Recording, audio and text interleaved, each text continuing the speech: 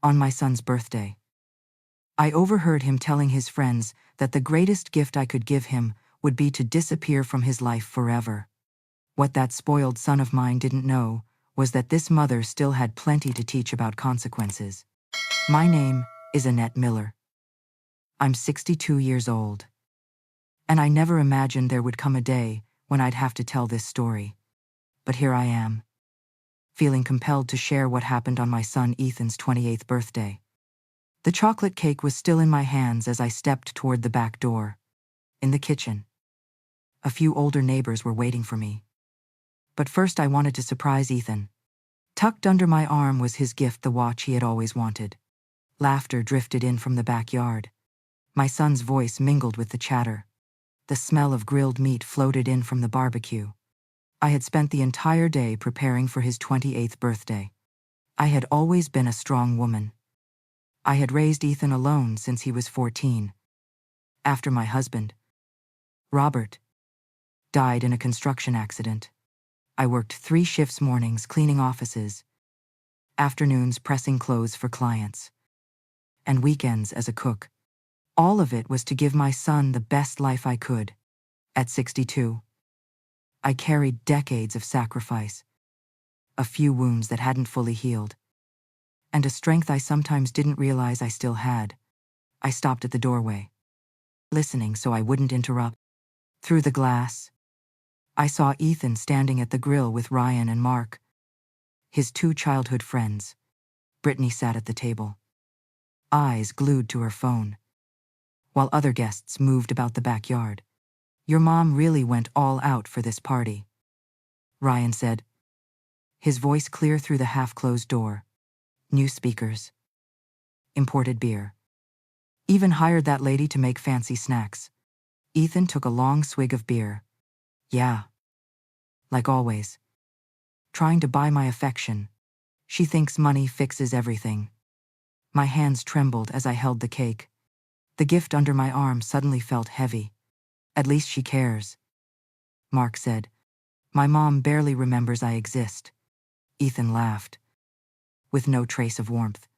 "My mom, Annette, is always hovering over me, pushing me to work, pushing me to marry, pushing me to be responsible. Like she doesn't get that the world isn't the same as when she was my age." I clenched my fingers around the cake plate. Through the glass, I saw my son shrug with contempt, beer bottle dangling in his hand. "Honestly, the best gift she could give me is to vanish from my life forever.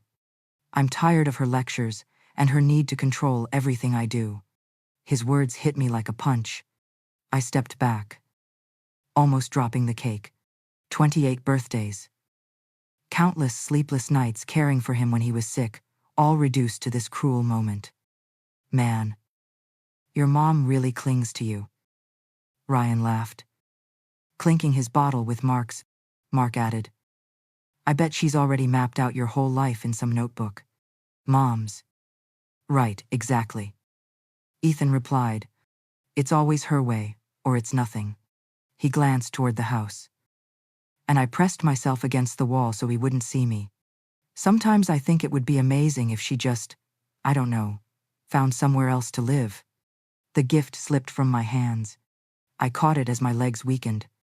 The watch I'd scraped and saved to buy suddenly felt meaningless. "You could always move out," Brittany called from the table, eyes still on her phone. "With what money?" Ethan snapped. "Here, she controls everything. She acts like I'm still 12. He drained his beer and tossed the empty bottle into the trash. "But at least the free place to live is nice." Laughter broke out again. I stood frozen. A 62-year-old woman holding a birthday cake for a son who wanted her gone. The neighbors in the kitchen suddenly felt irrelevant. What exactly was I celebrating? My hands began to shake uncontrollably. The cake wobbled dangerously as memories crashed over me like an avalanche. Ethan's graduation day, when he introduced me to his friends as the one who pays. Last Christmas, when he barely looked up from his phone while opening the gifts I'd chosen with love. The morning he used my credit card without telling me, then accused me of making a big deal when I asked about it. I had been so blind. Everything I had done, every sacrifice, now reduced to the image of a controlling, clingy mother. Meanwhile, the party outside carried on. No one aware that I was standing there, frozen like a statue. Ethan stayed at the grill, flipping sausages, while Ryan cracked jokes that made everyone roar with laughter. They were comfortable, carefree as they mocked the woman who had made the party possible. Through the glass I saw my son enjoying a celebration paid for by the very person he wanted out of his life. My chest tightened, not only from pain, but from something colder, more deliberate. I thought about the mortgage on the house I had carried for 6 years, so he could live there. The utility bills, groceries, everything Ethan took for granted while secretly wishing me gone. I turned back to the kitchen. My mind began to work differently, clearer, sharper. If Ethan truly wanted me out of his life, maybe it was time to grant his wish, but not in the way he imagined. The cake could stay. The candles, too. First, I needed to make some calls. I paced between the fridge and the window, watching my son laugh while I tried to process the blow I'd just taken. After a few deep breaths, I slid open the glass door and stepped outside, with firm strides. No cake, no gift, no pretense of celebration. Just a mother, ready to demand answers from the ungrateful son she had raised with all her love. Ethan was still in the same spot, beer in hand, chatting with Ryan and Mark. A few guests glanced at me, probably waiting for the familiar mom barging in moment to tell them to turn the music down. Ethan. My voice cut through the laughter like a blade. Can we talk in private? He turned around with the indifference of someone who had never truly faced consequences. The same expression he wore when I caught him skipping a job interview or when the neighbors complained about his loud parties. Mom, what you heard is true, he said, shrugging, not even lowering his voice. You keep interfering in my life, and everyone here knows it. The bluntness stunned me. No shame, no excuses, just a cruel truth spoken with the confidence of someone who had never been held responsible for anything. How can you say that after everything I've done for you? No one made you do it. It was your choice to support me. Ethan replied, taking another sip of beer as his friends nodded in agreement. You act like I owe you something just because of the decisions you made on your own. Ryan stepped up beside him, as if to back him up. He's right. Mrs.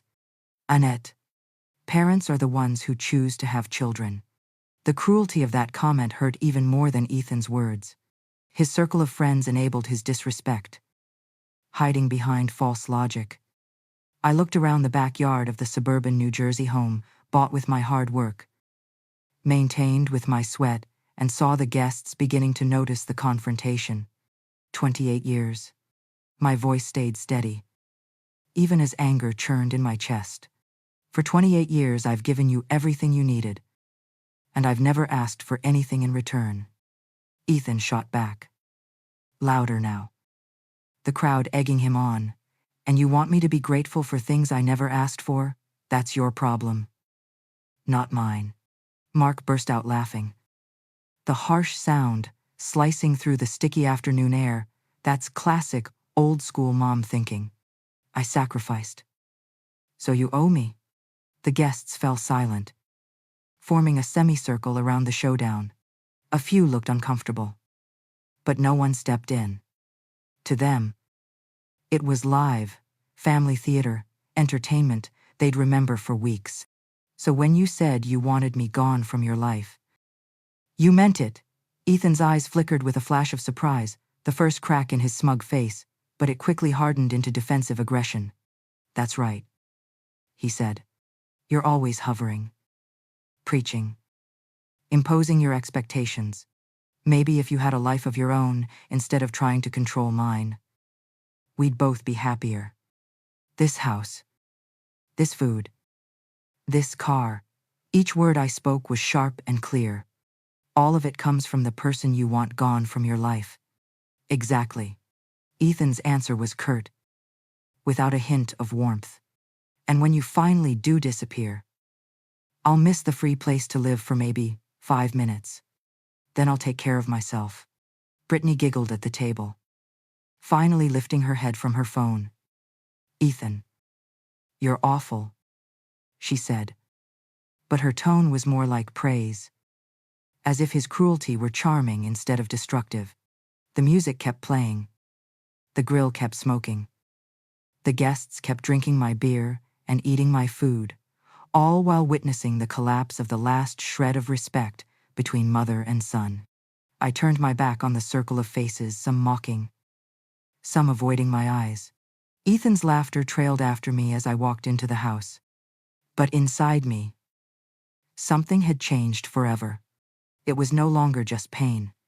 There was coldness now. Calculation. He wanted me gone. That could be arranged, but not in the way he expected. The wooden stairs creaked under my steps as I went upstairs, each step carrying me farther from the echo of the party celebrating my humiliation.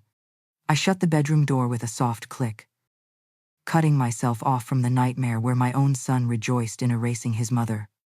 In the mirror above the dresser, a woman I no longer recognized stared back. When had I become a doormat, enduring insults with a smile? Raising the very person who now despised me, Ethan was 28 years old and had never held a real job. No savings. No credit history. No life skills beyond spending what I provided. His comfortable life depended entirely on my steady support, even as he mocked my existence. What would happen if that support vanished overnight? The thought sparked in my mind, like a burst of oxygen in a stifling room. I owned this house outright. No debt left. Every electric bill. Every property tax payment. Every meal in the fridge. Every kilowatt of power he used to game all night, all of it came from me. If he truly wanted me gone, I could grant him that wish. But it would be on my terms, not his. Ethan was about to learn the difference between independence and abandonment, between freedom and responsibility. He wanted distance. Soon, he would have all the distance he could stand. The party dragged on until well past midnight. From my room, I could still hear the laughter, the chatter, every sound, a reminder of what I had heard only hours earlier. When the last guest left and Ethan went upstairs, the whole house sank into a heavy silence that screamed the truth I had been denying for years. I lay down, but couldn't close my eyes. His words replayed in my head like a broken record. The greatest gift would be for you to disappear from my life forever. Every time I shut my eyes, I saw him saying it.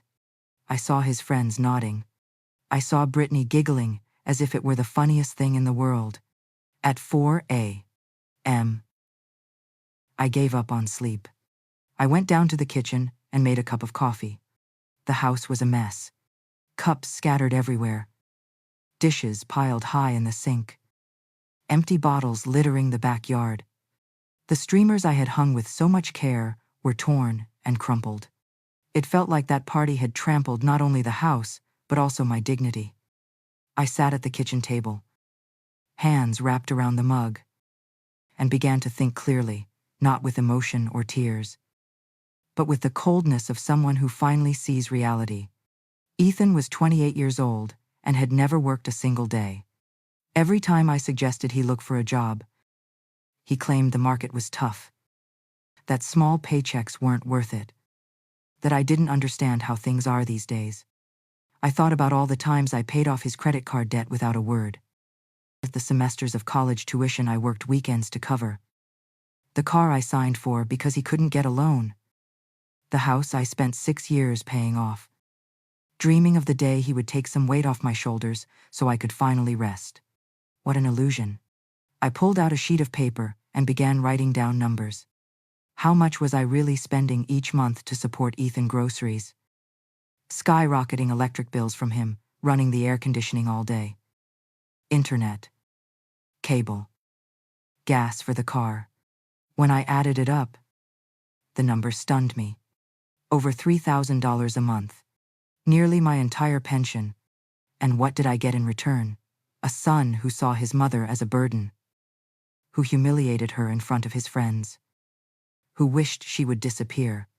The sun was rising while I still sat in that messy kitchen. Ethan was asleep upstairs, probably never imagining that his mother had spent the night awake, rethinking everything. To him, it was just another party, another night funded entirely by me. By 8 a.m., I began cleaning the house, not because he deserved it, but because I couldn't live in the chaos. As I picked up glasses and washed dishes, an idea began to form. It chilled me with its simplicity, but at the same time it felt terrifyingly perfect. Ethan wanted me gone from his life. Fine. I could make that happen. Around 10 a.m., he stumbled into the kitchen in his pajamas, his face pale from the hangover I knew too well. He grabbed a glass of water, took some painkillers, and didn't even look at me as usual. "Good morning, Ethan. Did you enjoy the party?" I asked, watching his reaction. "Yeah," he muttered, eyes still glued to his phone. "Thanks for doing everything." That thank you had no warmth, no sincerity. It was as hollow as thanking a waiter. My chest tightened, but I kept my face calm. "You're welcome. Are you going out today? Meeting up with the guys later?" "Why? Just curious." He climbed back upstairs. For Ethan, it was just another ordinary day. For me, it was the day everything changed. I waited until he left the house, then started making calls. First, I contacted the real estate agency that had helped me buy the house. I wanted to know its current value after 6 years. The agent told me that homes in suburban New Jersey had appreciated significantly, and I could sell for nearly double what I paid. Next, I searched for rental apartments in other cities, places where I could start fresh, far away from the toxic cycle where I was nothing but an invisible provider. I found plenty of good options, with rent much lower than what it cost me to support Ethan each month. The whole afternoon, I sorted through documents: the house deed, bank statements, old marriage papers, everything I would need to begin a new life. Each paper I pulled out felt like removing another brick from the prison walls around me. By evening, Ethan returned home in high spirits. As always, after being with his friends, he greeted me offhandedly before heading straight upstairs. I heard the familiar sound of his video games starting up. Once, that noise irritated me. Now, it felt like confirmation that my decision was right. At dinner, I tried talking about the future, about plans, about work, about responsibility. He answered in clipped tones, clearly annoyed that I was nagging. When I suggested maybe it was time he started contributing to the household costs, he laughed. "You know I don't have money. When I get a good job, we'll talk." "And when will that be?" "When the right opportunity comes along." I realized then that, for Ethan, no opportunity would ever be good enough. He was too used to living under my protection, and as long as I carried the weight, he had no reason to change. That night, after he went upstairs, I sat in the kitchen again, phone in hand, and called my sister Clara in Ohio. We hadn't talked much in months, each busy with our own struggles.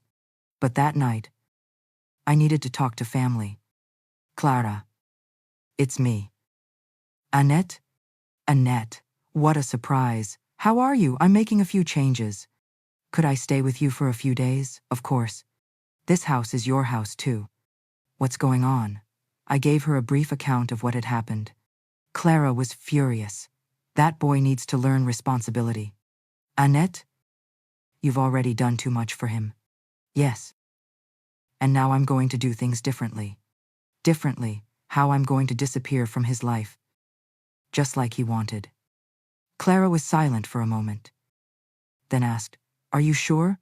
"I'm sure. It's the only way he'll ever learn." When I hung up, I felt a peace I hadn't known in years. At last, I had made a decision not out of anger or revenge, but out of self-respect. Out of respect for the woman I once was. before I became only Ethan's mom and nothing else. In the days that followed, I quietly began putting my plan into action. Ethan went on with his usual routine, hanging out with friends, gaming through the night, treating the house like a five-star hotel. He had no idea the storm was coming. For the first time in years, I slept easily. Not because the problems were gone, but because I had found a solution. Ethan wanted me gone from his life. His wish would be granted with consequences he could never imagine. The son who thought he could treat his mother with contempt and never face consequences was about to learn what it truly meant to be left alone in the world. On Tuesday morning, Ethan came down to the kitchen more cheerful than I had seen him in weeks, a backpack slung over his shoulder. His face lit up with the grin he always wore when there was good news. "Mom, I've got some news." "What is it?" "Son Ryan got some money from his dad's job, and he's taking the group to Virginia Beach for a few days. We're staying at a place near the ocean. Just to have some fun." "That sounds great. Honey, when are you leaving today?" "Mark's picking me up at 2 p.m. We'll stay until Sunday." 5 days. A full 5 days away. As he rambled on about the plans, the parties, the well-deserved vacation after weeks of idleness, I couldn't help but feel the universe was quietly on my side. Just need a little spending money. "Mom, about $300. "Okay, Ethan. You're 28 years old. Don't you think it's time to have your own money for trips like this?" He looked at me in confusion, as if I were complicating something simple. "Mom, it's just a loan. When I get a job, I'll pay you back." "When you get a job, you won't need to borrow money from me to party." He sighed, clearly annoyed. To Ethan, I was just being difficult, after all. What was $300 to a mother who had always given him everything? Fine. "I'll borrow from Ryan. He said he could lend me some." "Perfect. Then go have fun." Ethan went upstairs to finish packing. I stayed in the kitchen, sipping coffee, my mind racing with plans. 5 days. More than I had ever dared to hope for. Enough time to do everything calmly, without his questions or interference. At exactly 2 o'clock, Mark honked from the curb. Ethan rushed downstairs, gave me a quick kiss on the cheek, and said he'd call once they arrived. Not a thought about leaving me alone in the house. To him, I was just furniture always there, unchanging. As soon as the car disappeared down the street, I picked up the phone and called Robert, the real estate agent. My voice was steady and firm. "Mr. Robert, it's Annette. Can we move forward with selling the house faster? I need it sold this week." "Mrs. Annette, that's very fast. Normally it takes more time to find a serious buyer. I'm willing to lower the price. Whatever it takes. I want it sold this week." There was silence as Robert weighed the options. "If we lower it to $180,000 and market it as a rare opportunity, I believe we can. But it will be a rush." "Mrs. Annette, then, let's race the clock. When can you start today?" "I'll send a photographer this afternoon and get it listed on the major real estate sites. We could have viewings as early as tomorrow." "Perfect. I'll be waiting." That afternoon, Robert arrived with a professional photographer. They took dozens of pictures, every angle, every room. I quietly watched as my house was transformed into a product, a business opportunity. That evening, I called my sister Claire in Ohio. "Claire, do you remember me saying I wanted to visit? Could I come next week?" "Of course, Annette. But you sound in a hurry." "What's happening?" "I'm carrying out a plan. A plan that will change my life forever." "What kind of plan?" "You'll know soon enough. I just need to be sure I can stay with you while I rearrange everything." "You can stay as long as you like. This house is yours too." On Wednesday morning, the calls began. Robert contacted me almost every hour with updates. 3 families wanted to see the house that very day. One family seemed serious enough to schedule a second showing. The viewings began at 9 a.m. The first family liked it but wanted to negotiate. The second thought it was a bit small. But the third, a pair of school teachers with a teenage daughter, fell in love instantly. Mrs. Annette. "This house is perfect for us," the wife said, her eyes shining. "We've been searching for a place like this for so long, a quiet neighborhood, close to schools." Her husband, a calm and courteous man, added, "We can pay $180,000. Cash. If you agree. We can sign the contract today." "I agree." "When can we finalize the paperwork?" I asked. Robert stepped in. "If we rush the documents, it can be done by Friday. In just 2 days. The house would belong to someone else. And when Ethan returned, the world he knew would be completely changed." On Thursday, while signing papers at Robert's office, I received a call from Ethan. He was in Virginia Beach, his voice excited as he described the parties, the new girls he had met. How incredible the trip was. "Mom, you can't imagine how much fun this is. I wish we had come here long ago. I'm glad you're happy. Son, I'm even thinking about staying a few more days. The group wants to extend until Tuesday. Stay as long as you want." "Ethan, enjoy yourself." "Thanks. Mom, I love you. I love you too. Son, more than you'll ever know." And that was the truth. I loved him enough to do what I should have done years ago, teach him to take responsibility for his own choices. On Friday, I signed the transfer papers. $180,000 was deposited into my account. The teacher family received the keys with joyful smiles, already sharing plans for each room. That weekend, I moved into a small rented apartment downtown.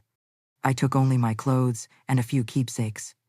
All of Ethan's belongings were packed neatly into boxes and stored in the garage of my neighbor, Mrs. Notterday, Margaret, who had immediately offered to help when she heard my story. "You did the right thing, Annette.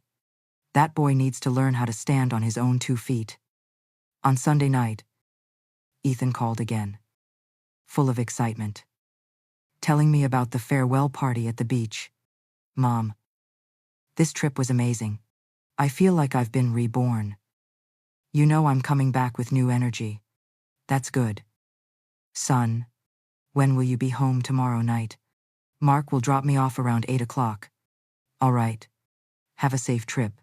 On Monday morning, I got on a bus to Ohio, beginning a new life in my sister Claire's home.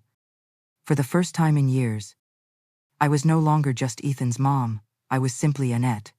Claire took me around the city, introduced me to her neighbors, making me truly believe I had chosen the right path.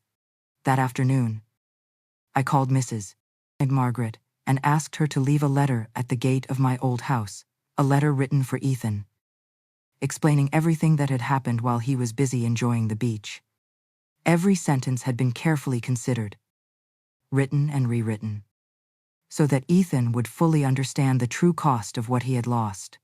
At exactly 8 p.m., knowing he would be home, I pictured Ethan stepping out of the car with his backpack, waving goodbye to his friends, still smiling from what he thought were the best days of his life. Then I imagined him walking to the gate, stopping, picking up the letter, reading it once, then again. And I pictured the moment of realization hitting him, his legs giving way, leaning against the wall, his face flooded with despair. Ethan had just discovered that his wish for Mom to disappear carried a price he had never imagined he'd have to pay. The letter I left was brief, direct, with no soft edges. "Ethan, on your birthday, you said the greatest gift would be for me to disappear from your life forever. I've decided to grant that wish. The house has been sold. Your belongings are in Mrs. Margaret's garage. I've started a new life far from here. Now you have the independence you always wanted. Enjoy it. Mom, A few short lines summed up 28 years of our relationship, closing one chapter and opening an entirely new one for both of us. On Tuesday morning, Mrs. Margaret called me, her voice trembling with emotion. "Annette, dear. It was terrible. The boy came home last night and oh my God, I've never seen anyone so desperate. Tell me what happened." "Mrs. Margaret." He read the letter and broke down crying. The whole neighborhood was woken up. He pounded on the gate, screaming that the new owners had to get out, that it was his house. The husband of the new family had to threaten to call the police. I sat in silence, trying to picture the scene. Ethan, who had always had everything handed to him, suddenly realizing he now had nothing at all. Then he ran over to my house crying like a child. "Annette," begging me to call you, pleading to know where you were. He said it was all a misunderstanding, that the two of you could talk it through and work things out. "And what did you say?" I told him. "You instructed me not to reveal your whereabouts, that you needed time away from here. Thank you for respecting my wishes." "Margaret, Annette, I know you did the right thing, but seeing that boy so desperate was heartbreaking." Of course it was. But sometimes, pain is necessary for growth. In the days that followed, Margaret kept updating me about Ethan. That first night, he slept at her house out of pity. By the second day, he convinced a friend to let him crash on the couch for a few nights. "Annette, he's searching for you like crazy. He's been to every real estate office in town, asking if you've rented an apartment. He's desperate. And work. Has he tried finding a job yet? That I don't know. Annette, I only know he's been wandering around all day looking for you." That was exactly what I had expected. Ethan still didn't realize he had to solve things on his own. He was still hoping I would show up and fix his messes, the way I always had. By the end of the first week, Ethan managed to get my new number from a relative. The phone rang on a Thursday night. When I saw his name on the screen, my heart pounded. I hesitated for a moment, but I knew this conversation was unavoidable. "Mom. Oh God. Where are you? Hello. Ethan. Mom. I need to talk to you. I need you to come back. I don't understand what's happening." "You don't understand." "Ethan, everything was explained in the letter. But Mom, you can't do this. You can't sell our house. Our whole life. Where am I supposed to go? How am I supposed to live? You'll go wherever you can afford, rent. Ethan. And you'll live by working like everyone else. But I don't have a job. No money. Nothing." "That's right. Now you know how I felt being treated like a burden in my own home." The line went silent for a long moment. When Ethan finally spoke again, his voice was broken. "Mom, I know I said terrible things at the party. I know I hurt you. But I was drunk. My friends were teasing me. You know I didn't really mean it. Ethan, you're 28 years old. Old enough to take responsibility for your words. Please. Give me another chance. I promise I'll change. I'll get a job. I'll help you. I'll be different. How many times have you promised me that?" "Son," he broke down crying on the other end. This time it wasn't manipulation. It was the real desperation of someone who had finally grasped the seriousness of his situation. "Please. Just tell me where you are. Let's meet and talk. We can fix this. There's nothing to fix. Ethan, you got what you wanted, complete independence." I hung up, my chest tight, but my conscience clear. It was the hardest conversation of my life, but also the most necessary. In the following weeks, Ethan called dozens more times, sometimes crying, sometimes trying to reason, sometimes attempting emotional pressure. I answered a few, ignored others. But my resolve never wavered. Margaret kept me informed. Ethan had found a part-time job at a clothing store. The pay was meager, just enough to cover a small rented room. But it was a start. Annette. That boy is different now. Thinner. More serious. I think he's beginning to wake up. He still talks about finding you. But less than before. I think he realizes you meant it. 1 month after I moved to Ohio, I received a very different call. Ethan was no longer crying. No longer desperate. His voice sounded tired. But more mature. Mom, I'm not going to beg you to come back anymore. I know you won't change your decision. Good. I'm glad you understand. Son, I want you to know that I've learned. Learned the hard way. But I've learned. I'm working. I'm paying my own bills. For the first time in my life, I'm really living in reality. And how does it feel? Hard. Very hard. But now I understand why you did it. Mom. I want to apologize. Truly apologize. Not to make you come back. But because I need you to know I realize my mistakes. Your apology is accepted. Ethan. Can I at least know where you are, not to come find you? Just to know you're safe. I'm in Ohio. At Aunt Claire's. I'm fine, better than I've been in years. That's wonderful. You deserve happiness. It took me 28 years to see it. But you do. Thank you. Son. Mom. One last thing. I know I broke our relationship. Maybe it'll never be what it was. But is there any chance that if I truly prove I've changed, we could at least talk again, Ethan? You'll always be my son.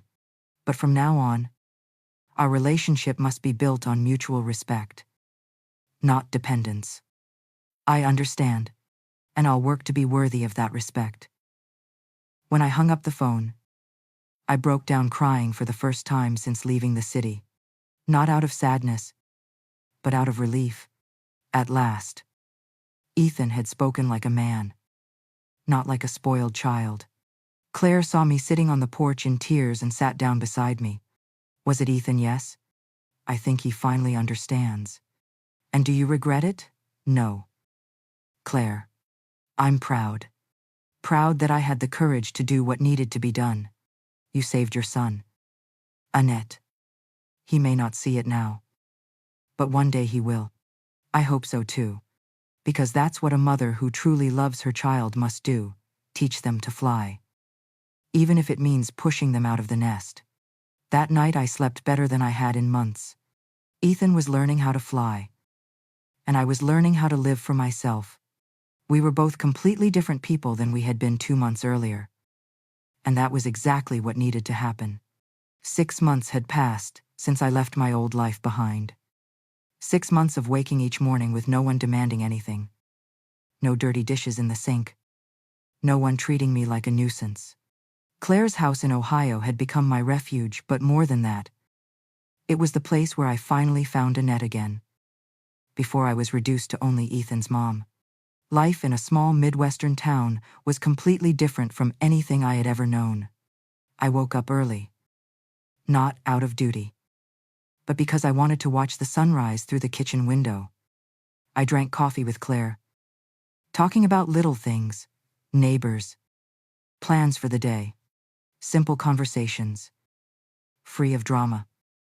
Free of tension. Something I had forgotten could exist. During those months, Claire had become more than a sister. She was my confidant. My companion. My anchor in this new reality. She looked at me with the understanding of someone who could see the depth of my transformation. Annette. You're different now. She told me one afternoon as we watered the garden. Lighter. More yourself. She was right. And I could feel the change in every fiber of my being. I returned to reading, cooking, and enjoying the small pleasures I had once forgotten. The money from the sale of the house sat in savings, earning enough interest to support me without needing to work right away. For the first time in my life, I had financial security that didn't depend on anyone else. 3 months after arriving in Ohio, I started volunteering at a neighborhood daycare. Not because I had to, but because I wanted to. The little children reminded me of Ethan when he was small. but in a gentle, nostalgic way, without the bitterness of recent years. There, I could nurture my motherly instincts in a healthy way, with children who responded to love with love, who saw me as someone special, not as a burden. Mrs. Linda, the daycare director, once told me I had a special gift with kids. Annette, you have something many people have lost: real patience. Not forced patience, but genuine love. Her words moved me, because I realized that was what I had lost with Ethan.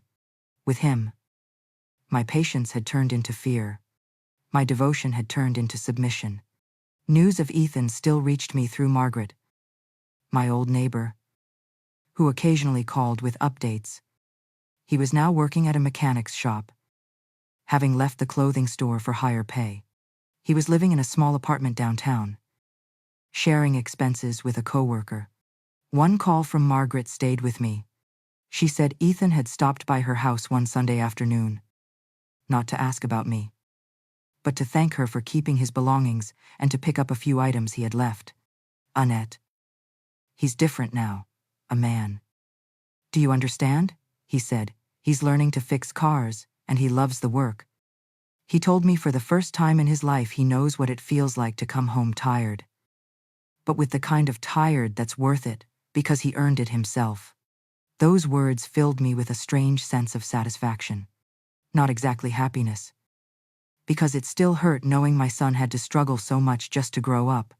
But relief that my decision had been right. That Ethan was finally learning to take responsibility for his own life. I even began to dream of him sometimes. Strange dreams, where he was either the little boy I once raised or the grown man he was becoming. In those dreams, we talked in ways we never could in real life. He apologized. I forgave him. And I woke up with peace. But when I opened my eyes, I knew reality was far more complicated than dreams. Claire noticed I was thinking more and more about Ethan. Annette, you miss him? Don't you? It was the question I always avoided. Of course I missed him. I missed the son he could have been. I missed the beautiful moments from his childhood. I missed the possibility of a healthy relationship between a mother and her grown son. One October afternoon, nearly 8 months after I had left, Margaret called again. Her voice different this time. Annette, I need to tell you something about Ethan. My heart pounded, fearing something bad. He brought me some pastries, he baked himself. The image of Ethan baking for someone was so foreign I could barely believe it. The boy who never washed a cup, now cooking for others. Margaret went on. He said he's seeing a girl at the shop. A simple girl. Works in the office. She's teaching him how to take care of a home. How to cook things he never learned. I felt a sharp pang. An emotion caught between jealousy and relief. Another woman was doing what I had never managed, teaching Ethan how to be self-sufficient. But at the same time, I felt glad. Because at least he had finally found someone who cared enough not to accept being treated like a servant. Her name is Patricia, Margaret continued. A young woman about 25. Very polite. Now, the two of them live together in a small but tidy apartment. She doesn't allow him to sit around. Either they do everything together, or she walks away. And it seems he's learning quickly. That night, I talked with Claire about this new stage in Ethan's life. He's growing up. Annette, as painful as it was, you did the right thing. A 28-year-old man has to learn how to be a man.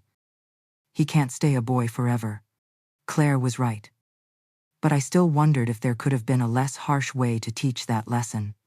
By the end of October, I discovered something that amazed me. At a neighbor's birthday party, I realized I had spent hours talking, laughing, and enjoying myself without thinking of Ethan once. For the first time in nearly 30 years, my mind wasn't consumed by the worries of motherhood. I went home with a strange sense of relief. Claire caught me in the kitchen, sipping tea before bed. and said something that went straight to my heart. You know you're healed. Don't you healed from what I asked? Healed from living someone else's life. For the first time, you're living your own.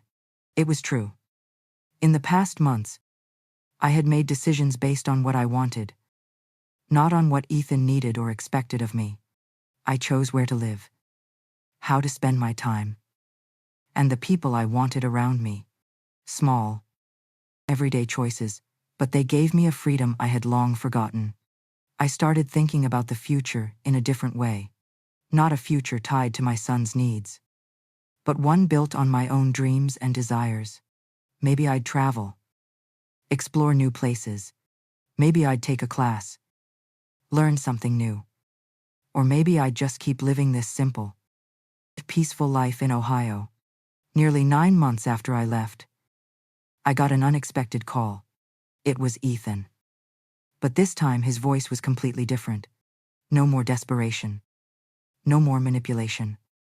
No more empty promises. Only a grown man who wanted to talk to his mother. Mom, I know you don't have to answer, but I need to tell you something. His voice was deeper, steadier. The voice of a man slowly becoming an adult.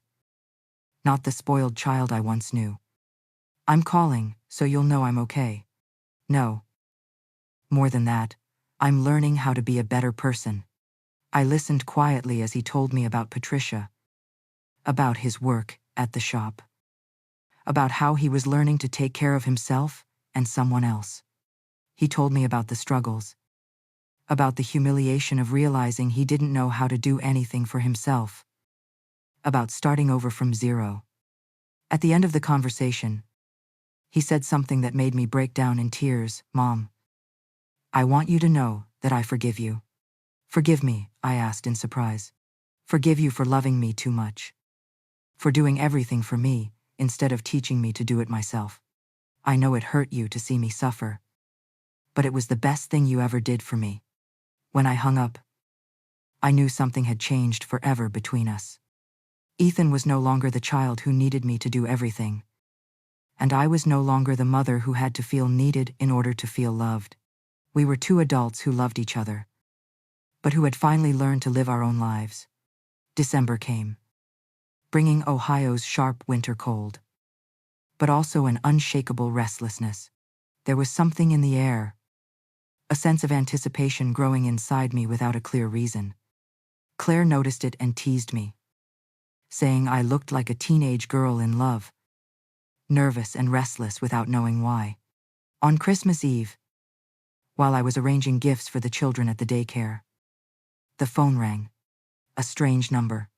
Something told me to answer. On the other end was a young woman's voice. Polite. Introducing herself as Patricia. Mrs. Annette. I'm Ethan's girlfriend. I'm sorry to bother you, but I need to talk to you about him. My heart clenched. 1,000 scenarios flashed through my mind. An accident. Illness.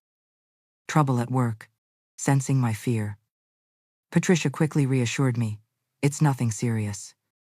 Mrs. Annette. It's just that Ethan has been very sad lately. Especially this time of year. He misses you terribly. What she said next revealed a side of my son I had never known. Patricia told me Ethan often spoke about me, carrying guilt over what had happened, and that he had matured a lot in recent months. She said he was working hard at the shop, helping around the house, becoming a completely different man. Mrs. Annette. Sometimes he cries because he misses you. Cries because he regrets. He says he doesn't know if you'll ever forgive him. I know I don't have the right to ask. But, could you at least talk to him? I stayed silent for a long moment, letting her words sink in. Patricia went on, her voice full of emotion. I love Ethan. Mrs. Annette. That's why I want to see him whole. Happy. He told me everything. Admitted all his mistakes. But he also said you're the best person he's ever known. The one who did everything for him. I believe both of you deserve a second chance. When I put the phone down, Claire was already standing in the kitchen doorway, watching me. I didn't need to say a word. She walked over, hugged me, and whispered, "Maybe it's time you take another step." I spent all of Christmas thinking about Patricia's words. They echoed in my mind, blending with memories of Ethan as a little boy, with the hard years, with the pain of separation. It felt as if all the scattered pieces of our story were trying to come together into something new. On December 28th, I made my decision. I called Ethan. When he answered, his voice was trembling. "Mom. Mom, is it really you?" "It's me. Son." Patricia called me a few days ago. There was a long silence. Then I heard him cry. "Mom, I miss you so much. Not a day goes by that I don't think of you. That I don't regret everything I've done. I miss you too, Ethan, more than I ever imagined." What followed was the most honest conversation we had shared in years. Ethan talked about his job, about Patricia, about how he had learned to appreciate the simple things in life. He told me about the first time he did his own laundry, about the confusion of those first days, and about the joy of earning things for himself. "Mom, I want to ask you something. I know I have no right. But would you come here to spend New Year's with me? I want you to meet Patricia. I want to show you that I've changed." The request left me stunned. A part of me wanted to agree right away, but another part was afraid of falling back into the same old cycle. "Ethan, I'm not sure I'm ready. I understand. Mom, I just want you to know, I'll respect whatever you decide. If you don't come, that's okay. But if you agree to give us a chance to meet face to face, I promise it will be different." I thought about it for hours. Claire urged me to go, telling me I'd never have peace unless I saw Ethan's change with my own eyes. When I called Margaret, she confirmed everything Patricia had said. "Annette, he's a different person now. Responsible, hardworking, polite. You can be proud of the man he's become." On December 30th, I took a bus back to Cincinnati. The trip was filled with memories and anticipation. When the bus pulled in, I saw Ethan waiting. He looked thinner, dressed simply but neatly, and in his eyes was a maturity I had never seen before. The hug we shared was unlike any hug before. No demands, no expectations. Just a son missing his mother, and a mother who had learned to love without losing herself. On the way to his apartment, Ethan talked about his life with genuine excitement.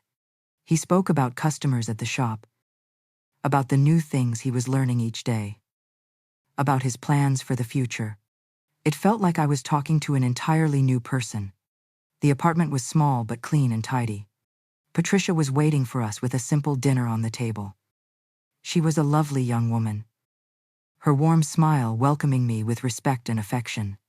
Over dinner, I watched how they treated each other. Ethan helped her set the table, got up to fetch water, asked if she needed anything. It was a bond, a partnership he had never shown before. That night, we talked until late. Ethan officially apologized to me, taking full responsibility for all the harm he had caused. No excuses, no blaming anyone else.